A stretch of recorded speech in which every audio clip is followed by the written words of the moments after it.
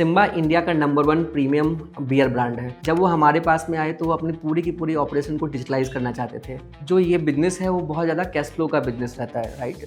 जितने भी ये बियर के स्टोर्स हैं, छोटे स्टोर्स होते हैं, तो डेली बेसिस पे, अल्टरनेटिव बेसिस पे उनका ट्रक जाता है। 1 लाख, 2 लाख, 10 लाख जितने का भी उनका सेट लेवल डिसाइड होता है उतने का उनको सामान देते हैं और ऐसा चलता रहता है। फिर उनका सेल्स वाला बंदा इवनिंग में जाके कैलकुलेट करता है या पूछता है कि देखो कितने का सामान आपने बेचा, कितना आपकी बॉटल्स जो है वो ब्रेक हो गई और कितना कौन सा प्रोडक्ट अभी अवेलेबल है। फिर ये सारे के सारा जो डेटा है वो एक कंबाइन होता है, एक नोड वाइज, लोकेशन वाइज पूरा कंबाइन होता है, स्टेट वाइज कंबाइन होता है और पूरी एक ग्लोबल MIS बनती है। मैनेजमेंट डिसीजन लेता है जब उनके पास में 10 to 15 डेज बाद ये पूरा का पूरा क्यूमुलेटिव डेटा एक सीट पे आके जब उनको मिलता है। अब इसमें प्रॉब्लम क्या हो रहा था कि रोज किसी दुकान को 1 लाख, 2 लाख, 10 लाख का सामान दे रहे हैं। कुछ स्टोर छोटे हैं, कुछ स्टोर बड़े हैं, जैसे टॉनिक जैसे स्टोर। तो एक रियल पिक्चर समझ में नहीं आ पा रही थी। हर एक को अगर आप 10 लाख का सामान रोज दे रहे हो और पता पड़ा वो 1 लाख का ही सामान बेच पा रहा है तो उसके पास तो इन्वेंट्री स्टोर होती जाएगी। और ये इन्वेंट्री नहीं है, ये आपका पैसा है जो कि वहाँ पे जाके स्टोर हो रहा है, रखा हुआ है। कहीं जगह पे ऐसा है कि ऑलरेडी माल काफी अच्छा बिक रहा है और वहाँ पे शॉर्ट एंड सप्लाई है। तो एक रियल टाइम बेसिस पे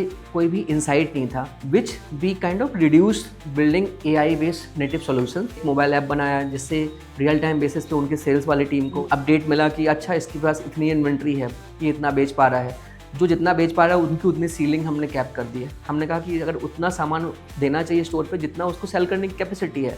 इसके पास वो वाला प्रोडक्ट रखो ना जो ये बेच पा रहा है। इसके पास वो प्रोडक्ट रखना ही क्यों है जो इस एरिया में नहीं बिकता है या जो इस स्टोर पे जाके नहीं बिकता है। फिर ब्रेकेज जो हुए, ब्रेकेज का भी हमने सिस्टम निकालना चालू किया। क्या प्रॉपर तरीके से हैंडल लॉजिस्टिकली नहीं हो रहा है या स्टोरेज में प्रॉपर तरीके से हैंडल नहीं हो रहा है, तो ब्रेकेज भी काफ़ी कम हुए। जो सप्लाई चेन था वो बहुत ज़्यादा ऑप्टिमाइज किया। In fact we get to know कि मार्केट शेयर को हम कैसे और बेटर कर सकते हैं। हमारा प्रोडक्ट नहीं बिक रहा है तो किसका प्रोडक्ट बिक रहा है, तो we also come up that decide कि ये प्रोडक्ट बिक रहा है तो क्या लोगों का टेस्ट वैसा है। So it also help us researching better product. It also helps us to increase our sales in a different demographic. That is how we kind of digitalize the entire Simba workflow.